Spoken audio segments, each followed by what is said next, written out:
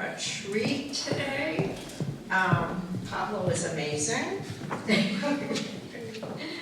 Let me read some descriptors about him.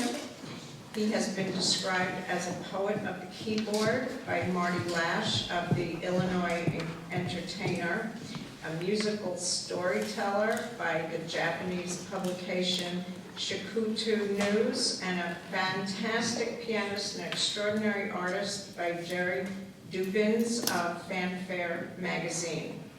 Following his debut with the Kiev Philharmonic Orchestra at the age of 12, when he performed the Mozart Concerto in D minor, Herschel 466, with the Kiev Chamber Orchestra under the baton of Roman Kaufman, Mr. Gintov has been touring throughout Europe, Asia, Africa, South America, and the United States, appearing on such stages as Carnegie Hall in New York, Berlin Philharmonic Hall, Teatro Verde Nacional in Milan, the Great Hall of Moscow Conservatory in, I'm going to say this wrong, Hall in Tokyo. He has been a soloist with the Tokyo Royal Chamber Orchestra, the National Symphony Orchestra of Ukraine, the Shizuoka Symphony Orchestra, Orchestra Ensemble Kanzawa, the National Symphony Orchestra of the Dominican Republic, and the Manhattan Chamber Orchestra under the conductors of Michiyoki Inoue. Victor Kampolsky, Thomas Sanderling, Voldemir Serenko, and Tomoko Nishimoto. Mr. Gintov has appeared on WFMT radio station of Chicago, WCLV in Cleveland, WPR of Wisconsin, as well as numerous radio and TV stations in Europe, Japan, and Ukraine.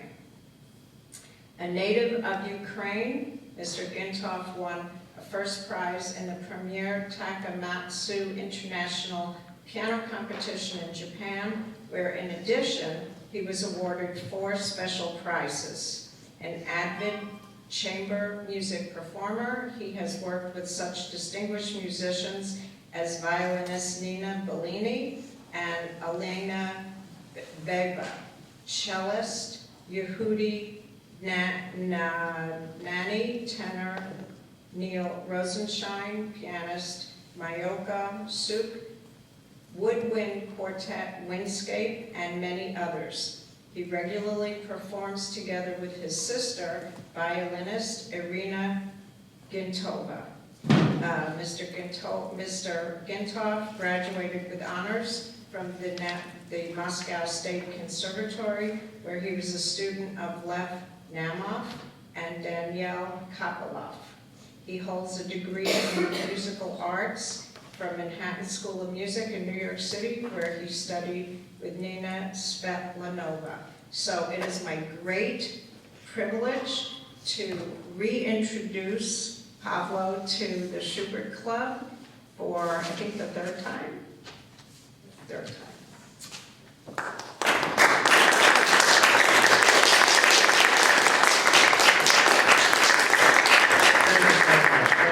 Thank you all of you for coming today. It's so nice outside. I'm surprised you're here. I will probably stay out in December in this weather. Today's topic is music in the times of war. And war is probably the worst and the ugliest of what we have to offer as humanity. But the intense experience of living through the wartime has always inspired great artists to create very powerful pieces of art.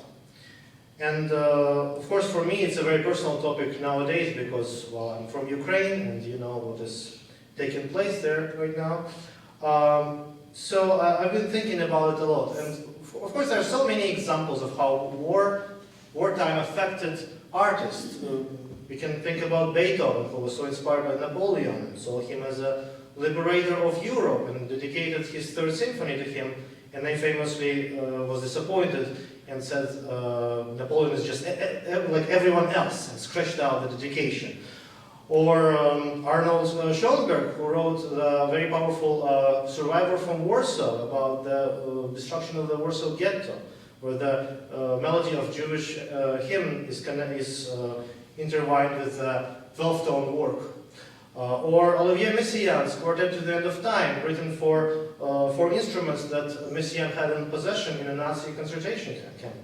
And outside of music, you can think of Guernica by Picasso, or poetry by Wilfred Owens, or anti-war novels by Ernest Hemingway, Eric Maria Remarque, and other writers. There's so much great art which was inspired by the horrible and violent times. But my question was, is there art that actually, okay, there is art that is inspired by war, but is there art that somehow affected war, or managed to become a force, or part of a force that really can make a difference, can materialize into something that can affect the outcome of the war, or maybe change even the full global order? And I would like to share some of my findings with you. It's all in the piano music, of course, because I'm a pianist, so solely piano music. I'll talk today about some very famous composers and some lesser known composers. And I'll show you a work written by a composer who right now surviving the war in Kiev, Ukraine. And we'll talk about Chopin, who you all know, of course, and his Poland, and about American composer Louis Moreau Gottschalk and his role in the Civil War in the United States. But I'd like to start, anyway, in Ukraine, though in a different war, World War II.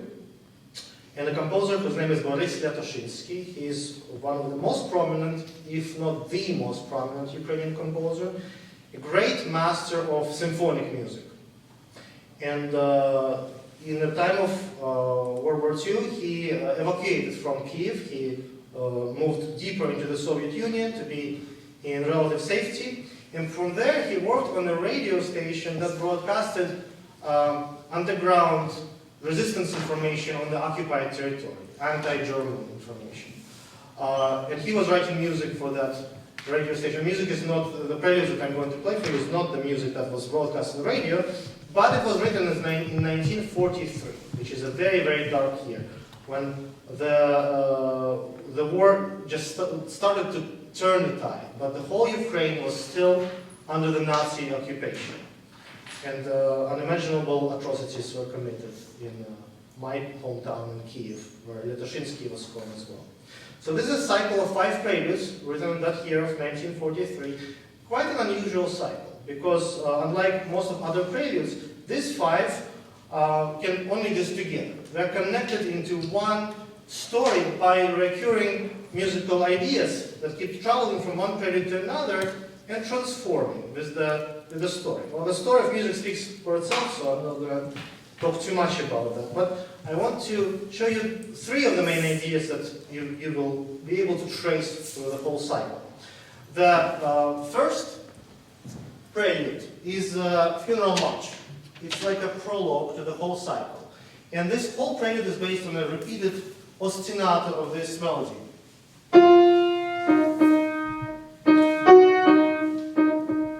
which keeps repeating with very chromatic harmonies for the whole prelude. And this very important thing will reoccur in other preludes later. The second prelude is a lyrical center. It might be the picture of the peaceful life before the war, or a dream of a peaceful life after the war, whatever we make it of it. But it's a blissful and idyllic theme that also will come back later. The third one, very passionate, very desperate, I would say, is based on a folk-like theme. Sounds like a Ukrainian folk song. It's not a quote, it's the original Lyatoshinsky's theme, but it sounds with incredible passion. And then in the end of that prelude, the funeral march theme from the first prelude comes back as really a scream of desperation, completely different, completely changed. See if you can trace it in the end of that prelude. The fourth prelude that follows continues to expand on the folk-like theme, the similar theme or same one, transformed though, but in a very sorrowful and tragic moment. And the last one, the last fifth prelude, combines all those themes together. The lyrical theme from the second prelude comes back as an enormous culmination, triumphant and exalted. And you might think that, you know, the last one logically is a triumph, as a victory, but as it always or often is in music written in the Soviet Union at that time, this triumph has duality, because the victory isn't really the victory. You know, the victory of one evil over the other evil, in this case. And Lyatoshinsky knew that very well, because he was persecuted by the Soviet regime. His music was banned. He was publicly humiliated and called a formalist, an enemy of the people. He had to publicly denounce his works and even rewrite the ending of one of his symphonies to sort of comply with the party, right? So he knew very well that this victory will not really be a final victory. And you can hear this in this fifth prelude when the theme of the funeral march comes back on the peak of triumph, just the very last measure of the prelude, and ends the whole cycle. And kind of suggests very strongly that this triumph is not really final triumph yet. Maybe it's the beginning of a new tragedy. So let me play for you five prelude by Boris Lyatoshinsky.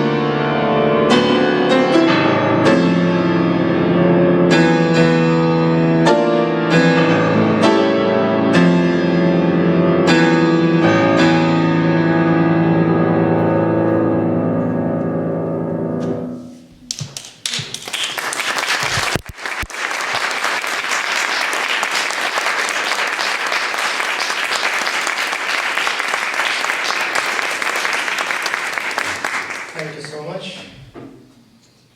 So this is more like a mini symphony than just 5 preludes. And as I said, he's a true master of symphonic music. And if you want to hear some really amazing symphony, look up his Symphony Number 3. Symphony Number 3 by Lyatoshinsky. There are a few recordings of it, but there are some good recordings. And in my opinion, and I know I'm Ukrainian, but I'm trying to look objectively, I think it's really one of the, let's say, 10 best symphonies in the 20th century. And see if you agree or disagree, but it's a very, very powerful music and written incredibly skillfully for the orchestra, very, very beautifully. Now let's go to some more familiar topic, Chopin. I don't have to tell you much about him, but let's look at him through a lens of war, right? Because of course Chopin was a refugee from a war. When he was 20 years old, he was traveling in Europe and found himself in Stuttgart in Germany when he was told that the Russian soldiers, surprise, Russian soldiers, in Warsaw. And I think about it very often because, you know, last year I saw this on CNN every day, this columns of tanks approaching my city where I grew up. I'm from Kiev originally. And I could see that lifetime was very, very painful and very scary. And I could see some places that I know being bombed, right? But for Chopin, he didn't have CNN, he didn't have cell phone or email, he could not call his parents or send a message, right? So he was really wondering, are they alive? What's going on? What is it like there? And what he felt, I can't even imagine, because I know how I felt, and that must have been way worse for him. Well, what we know that he made his famous entry in his diary, which is called Stuttgart Diary. You can look it up. I don't want to quote it here because this is not politically correct. He said some pretty harsh things there. And then he wrote his famous Revolutionary Etude, and that's the piece people usually talk about when this sort of topic appears, right? The Revolutionary Etude, of course, was used by everyone. When the Nazis occupied Poland, they made anti-Soviet videos with the Revolutionary Etude in the background about common fight against communism. When communists came back, they made a propaganda video with the Revolutionary Etude in the background, how Soviets all together, communists, Polish and Russian, defeat Nazis and fight against everyone else, right? So unfortunately, that piece was really abused by all kind of dirty hands and minds. But I want to talk about different things, a little bit on a bigger scale here. Any of you Polish here? Or from Polish background? If I say something wrong, please correct me right away. So Chopin, he after that never came back to Poland, right? He moved to Paris and he lived in Paris and he became successful and famous. But let's think for 1 second, what kind of music was normal piano music at around that time? So Chopin moves to Paris in 1830-31. That's the time when Russia occupies Warsaw. Beethoven died in 1827, 3 years before that. And Beethoven writes mostly sonatas, symphonies, string quartets, right? Schubert, sonatas, symphonies, string quartets, other composers, same genres. Also opera is a very big genre in Europe, of course, very, very popular. Chopin loved opera, and you read everywhere his melodies, the beautiful melodies in the right hand, right from the vocal lines of the bel canto opera, from Italian operas. But he didn't write any operas. He didn't write any symphonies. He wrote only 3 piano sonatas, after 32 by Beethoven, right? He wrote 2 piano concertos. But instead he wrote dozens and dozens of really strange pieces. Mazurkas, polonaises. He wrote the Krakowiak, Polish dances. And there are people in Paris who really did not understand that. And they were thinking, why this young, definitely talented musician wasting his talent on these obscure, kind of nationalistic, peasantish sort of ideas, right? Why can't he just sit down and write a symphony, right? Why does he write mazurkas? What is mazurka anyway, right? But there was one person who understood it so well that right now when I think about it, I just can't believe it. And that was Robert Schumann. Robert Schumann, who wrote that Chopin's mazurkas are cannons hidden amongst flowers. Right? You know, it's a very famous quote, right? But what does it mean? Cannons hidden amongst flowers. And then Chopin continues. He said, if the tyrant from the north, meaning the Russian Tsar, if the tyrant from the north knew how dangerous these chemicals in the flowers are, he would outright ban all Chopin's music.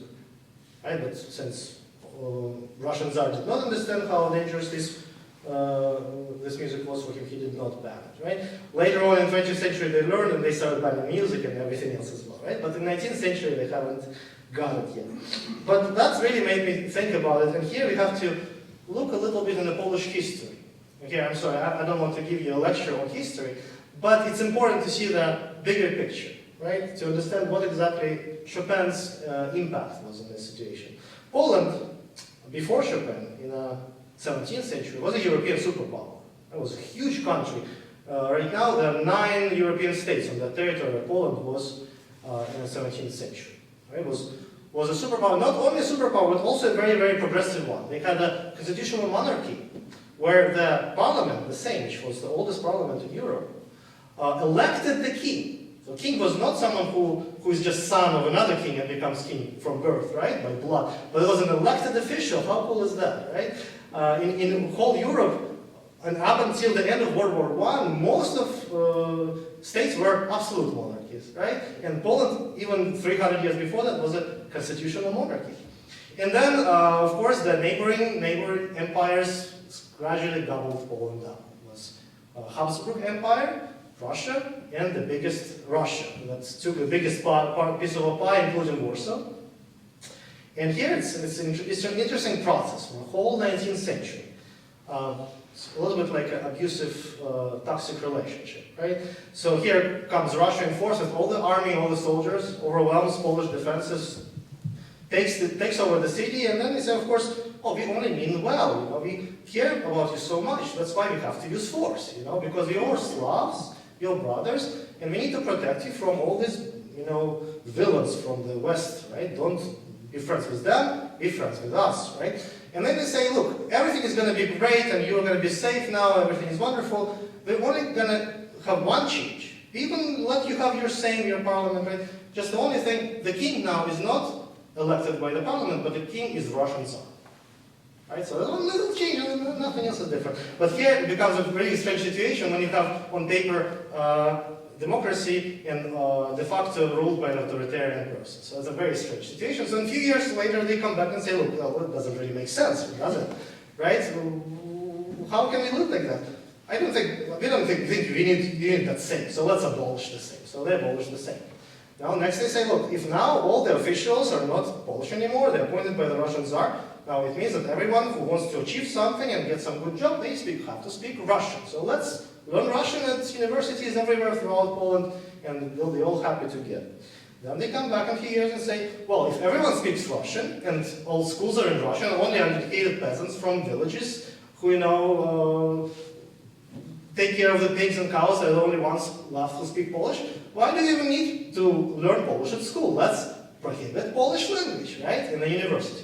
Then they come back and say, well, if there's no Polish language, nobody speaks Polish, let's not publish any books in Polish, let's prohibit all Polish literature. And step by step, it looks really interesting if you read that in a history book. Up until the end of the 19th century, when I believe in 1880s, they say, well, look, there's really no difference between us, right? And why do you need to be called Poland? Let's prohibit Poland, and now you're called Vistula region, Krai in Russian. So even they erased the word Poland from the map, hooray, now there's no difference at all. And you can look through this, Tsars change, the regimes change, the ideas are different, some are more liberal, some are less liberal, but this consistent, you know, bite by bite, taking away the Polishness and the national identity, that does not change. It keeps going for almost 100 years, right?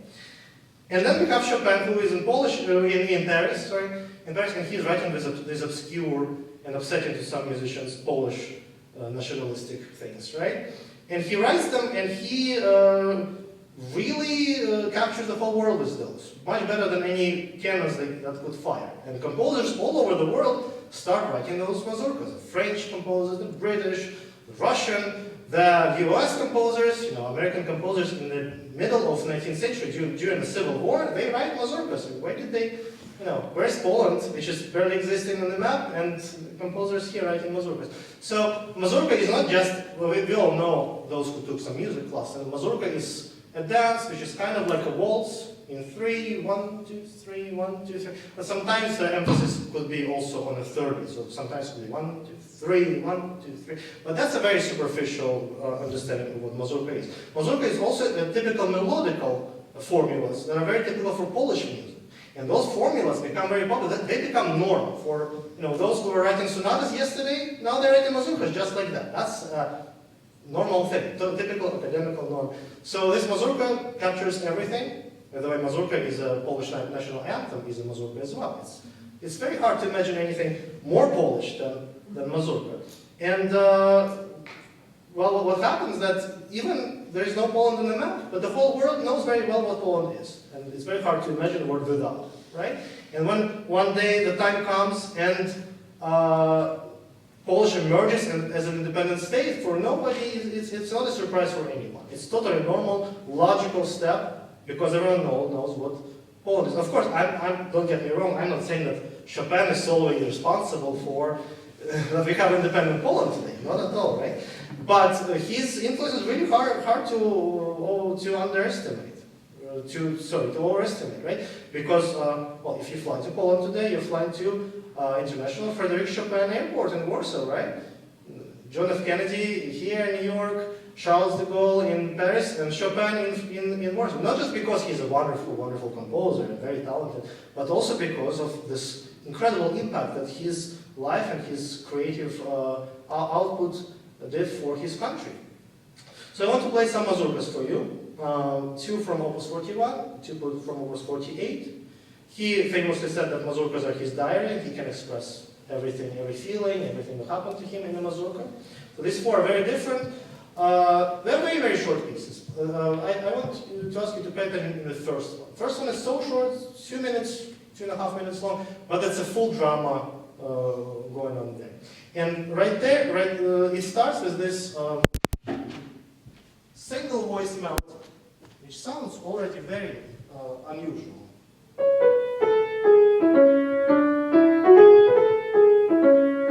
It's in what we call the Phrygian mode. The second note is lower. The normal minor mode creates a different harmony, more sort of ascetic.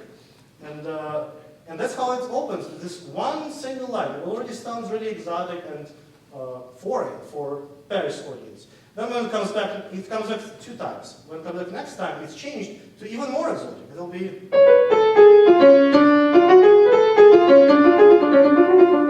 this moment, right? This augmented second in the middle. And finally, in the end, it comes back in its original form, but in huge, massive chords.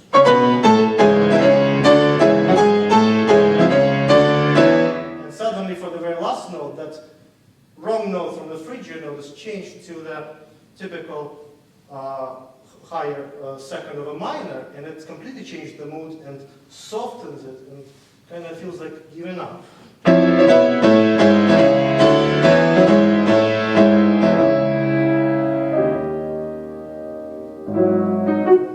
This is that note that was missing throughout the other 2 versions of this theme, and then when it comes here in the third one, I feel it really magical and very, very moving moment. And the last mazurka that I'm going to play, the Opus 68, number 4, is the last piece Chopin has ever written.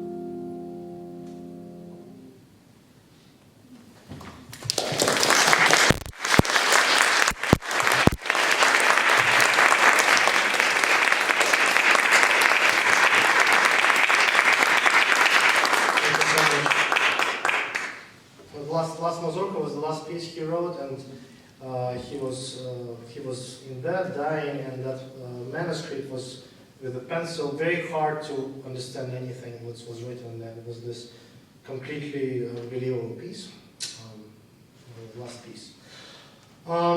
So I mentioned the American composer who was writing mazurkas in the time of Civil War. His name was Gottschalk, and that's one of my big heroes. And maybe you all know a lot about him. I'm sorry, I'm Ukrainian telling you about an American composer. I have an audacity to do that. But he is really a big hero of mine, and that's why I have to share what I know, what I think of him. He has a nickname, a Creole. One of the first major American classical musicians known in the United States and abroad. He is native of New Orleans. He was born in 1829. And his father was a Jew from London, and his mother was Creole. So that's why, hence the nickname Creole Chopin. His first language was French, and he spoke English with a French accent. And when he was 11 years old, he was sent to Europe to study in, he was 13 years old, he was sent to Europe to study in Paris Conservatory, which did not accept him because the director of conservatory had this very strong anti-American sentiment. He told this young boy that America makes good steam engines, but no good musicians. That's what he said to him. But that did not discourage Gottschalk, and he got very famous in Europe very quickly. He was a prodigy, and when he was 16, in Paris, he performed Chopin's concerto, piano concerto, with Chopin being present in the audience. Imagine that. And apparently Chopin was really moved and impressed, and came to greet him after the concert and shake his hand and thank for playing. So he built an amazing career in Europe. He spent 11 years and came back to the United States in his 20s already a celebrity, a world-known celebrity, a pianist who traveled all over the place and can play anything on the piano, and who started composing his own unique music, which was a blend of European romantic music in style of Chopin and Liszt with the sounds of Caribbean music, Latin American music, African American music, Native American songs, and all this together, which became this sort of first classical American style.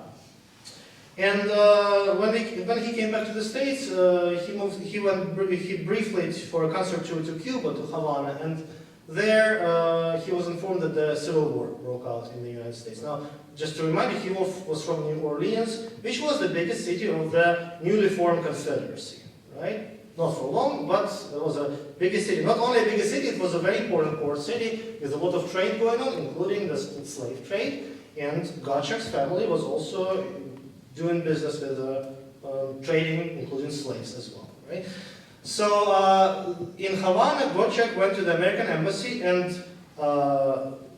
signed this Pledge of Allegiance. That's what people from the South had to do. They had to pledge allegiance to the Union if they wanted to be on the side of Union. So that's what he did very first. And he wrote in his diary that, well, if you are from the South, of course you have to do it, because they saw, firsthand how horribly people are treated and how they suffer, and sometimes they're treated worse than as he said, rabid dogs. So of course I'm against that, and I have to support with all my heart, support the cause of the Union.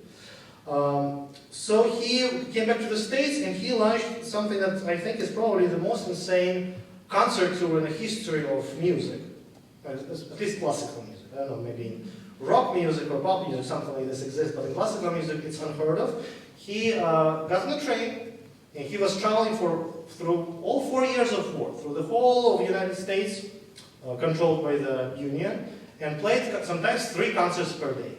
Sometimes. In his diary, he just published as a book, a wonderful book, by the way. I don't know if you read it. It's called The Life of the Pianist by Louis Moreau Gottschalk. Definitely intended for other people to read. It's like Facebook posts of 19th century, because he writes with a very eloquent style, also a little bit self-ironic and sometimes a little bit full of himself, like some other artists, like divas. So you can find a lot of different opinions. For example, he says that New Jersey is the poorest place in the world for concerts after probably Central Africa. Because New Jersey is incurable. I was really amused. I live in New Jersey for 15 years now. I was really amused to read that in his diary. I hope it changed since 150, 170 years ago. But he has funny opinions there. And he describes that he goes, let's say he plays a noon concert in Newark, New Jersey. And then he goes on a train and he travels to Suffern, New York, and he plays a 4 o'clock concert there. And then he travels a little bit more into Connecticut and plays another concert here at 8 p.m. in one day, 3 recitals. Sometimes he says 18 hours on a train, then quickly warm up, play a concert, grab something to eat if I have time, and on a train again for another 18-hour trip. And that, day by day by day. And he says, sometimes I feel like I'm losing my mind. But the point of this trip was that he was raising money for the families of the soldiers, for the widows and orphans of the Union soldiers. And he raised incredible sums of money, millions and millions of dollars. He didn't really make any money. There are some rather cynical people who say that he did it for fame, he did it for money. I don't know if it's worth that, any money to play 3 concerts every day or just live on a train.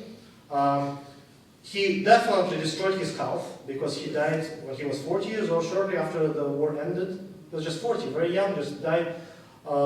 Mystical situation is his death. He was performing on a concert his own piece, which is called Death. And during this performance, he collapsed, he had a stroke, he was taken to the hospital, and a few days or maybe a week after that, he died without waking up. So that's what happened to him. I'm certain that this lifestyle, these 4 years, definitely contributed for his health situation. But in any case, that's how he found his front line.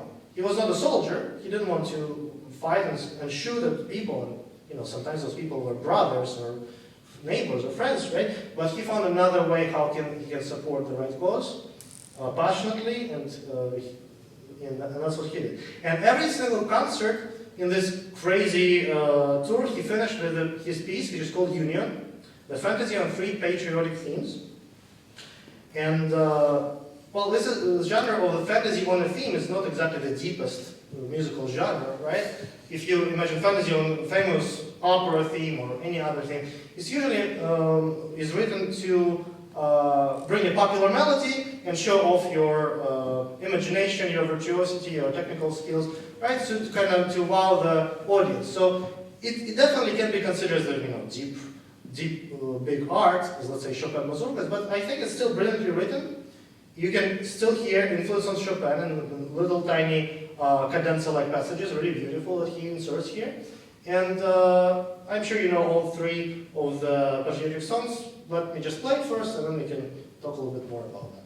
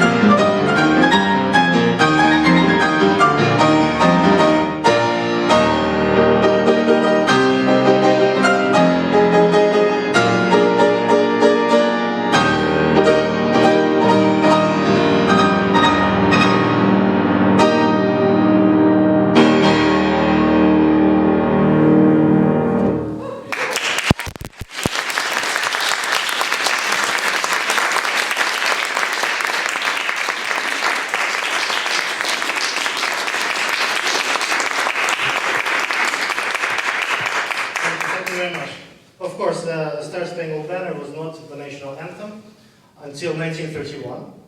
And it was just one of the many patriotic songs. The Heil Kalambi, which was the second and kind of the main theme of this piece, was an official national anthem. That the song was composed for the inauguration of George Washington. And of course, Yankee Doodle, which is the song from the Revolutionary War, which was originally made up by the British soldiers to mock the American soldiers, right? And then they turned it around and made it into their battle song, which all the insulting words in it, right? Which is kind of a unique situation. So these are three patriotic songs that Gottschalk picked into his union to finish every single concert of this insane tournée. And I can just imagine what the people in the audience felt, in all little towns, not always in Carnegie Hall, right, but in little towns everywhere across America, country devastated by the war, the most devastating war in the history of the United States, where brothers were fighting against each other, and the first famous American musician comes and plays this kind of a piece. I think that was probably an unbelievable experience at the time. Okay, well, also what I can relate to here very closely is the idea of raising money to help specific people, and that's something that really speaks to me as a Ukrainian right now, because this is what all Ukrainian musicians mobilized to do since, well, honestly, for already 10 years, because this war did not start last year, it started in 2014.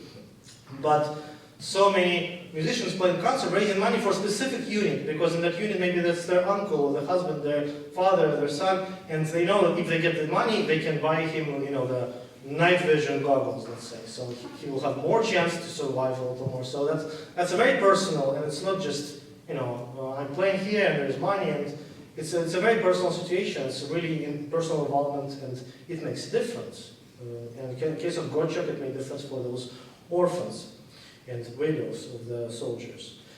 I want to play the next piece, which is the world premiere. Actually, it's no one yet heard this piece ever in the world. It's written by a wonderful Ukrainian composer, Bezborodko.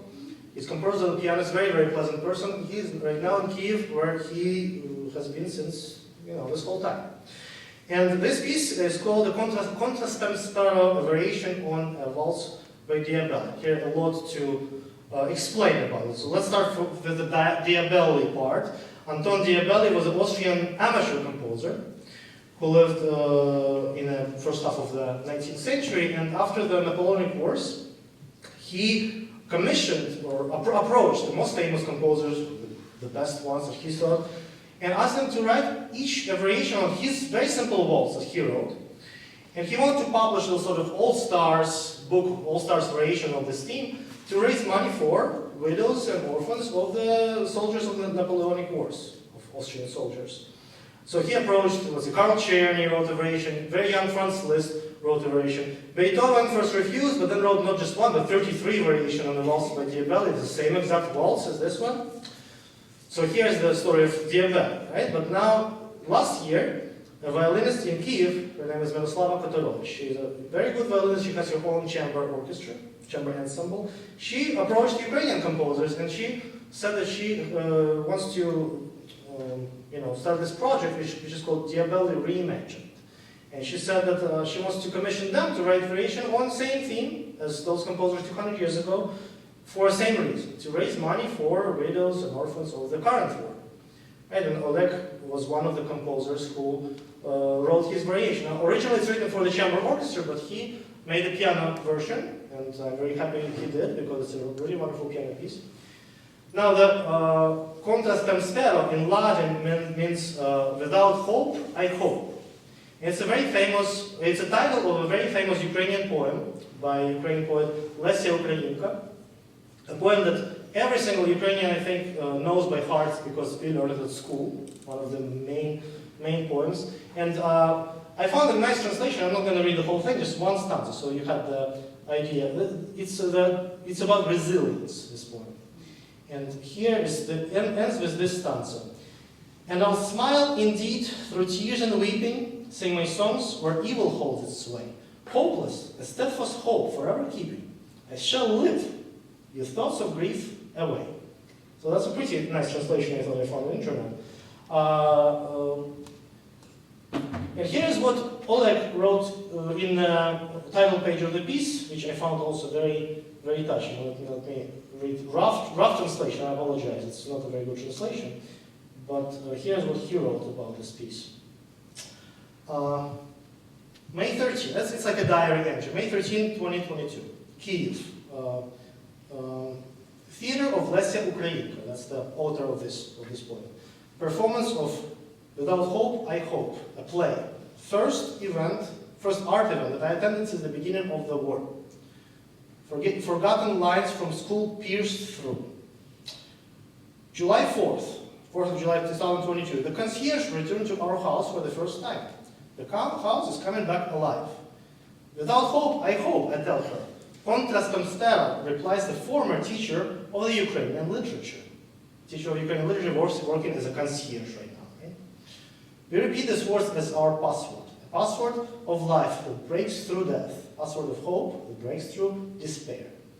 August 19, 2022, Miroslava, the violinist that I mentioned, writes to me, Oleg, could you please write a variation on a theme of Diabelli's Waltz, an Austrian composer who once raised money for widows and orphans after the Napoleonic Wars. Write this variation on a waltz theme that united us and Austrians 200 years ago on the subject of the absurdity of war. August 24, 2022, the Independence Day of Ukraine. Despite the constant worries, those who have been to Ukraine will not forget this, I'm doing what I love most. I'm walking the streets of my Kyiv. I do not go to work, I fly to work. I fly on my wings because I'm overwhelmed. I'm full of hope that breaks through despair. A simple waltz melody that transformed into immortal lines, Contra stem stero. So here's the world premiere of Oleg Bezborodko's Contra stem stero.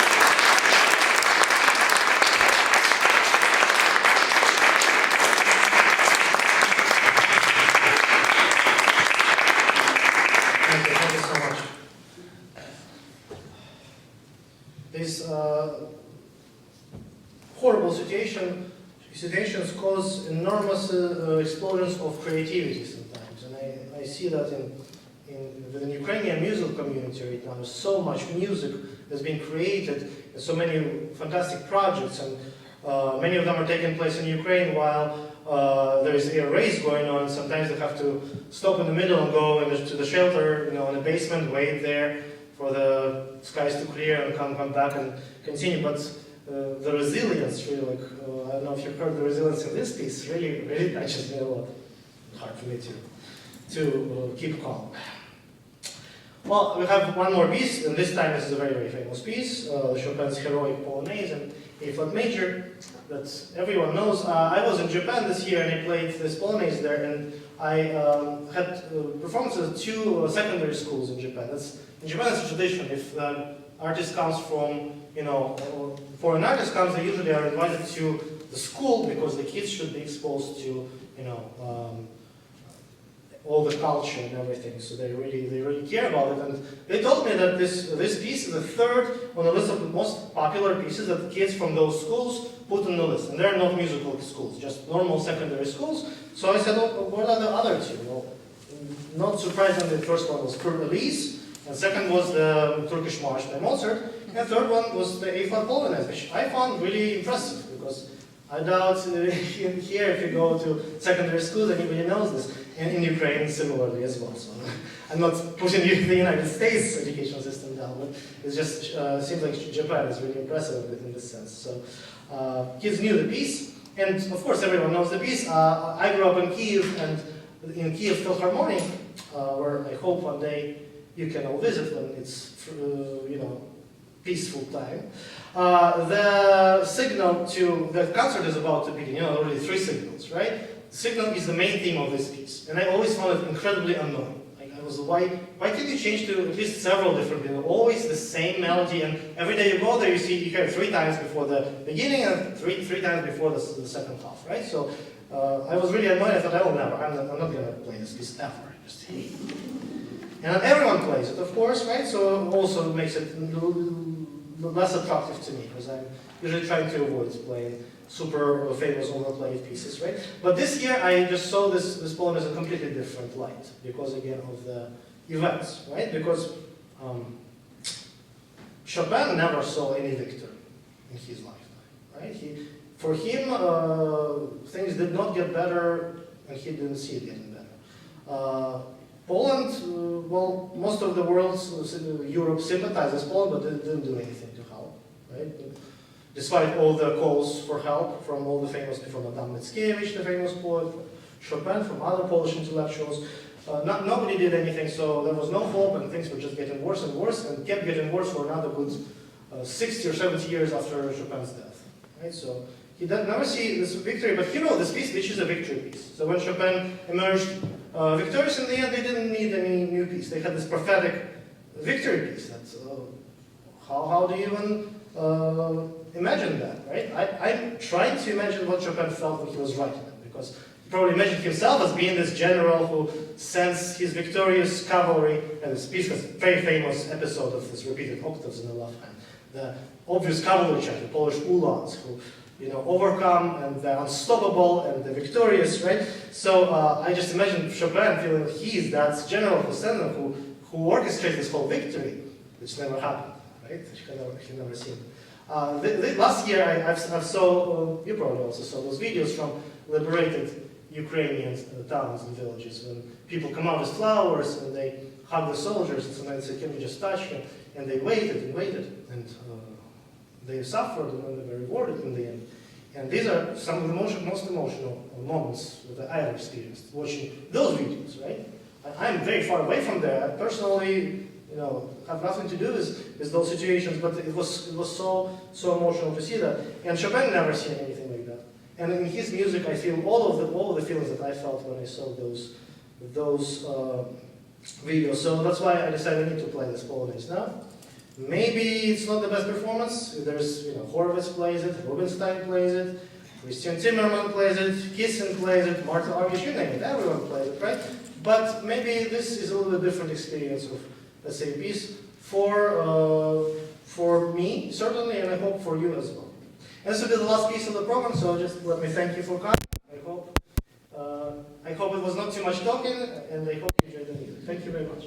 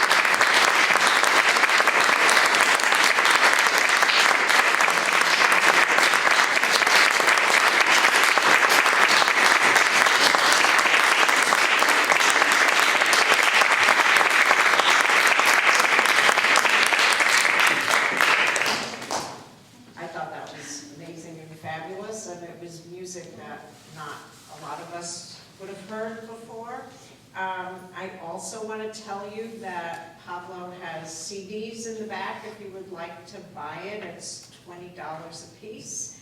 And I hope you enjoyed the event today. Our next one is in March. We have one in March, April, and May, and I hope to see all of you again soon. So have a wonderful holiday.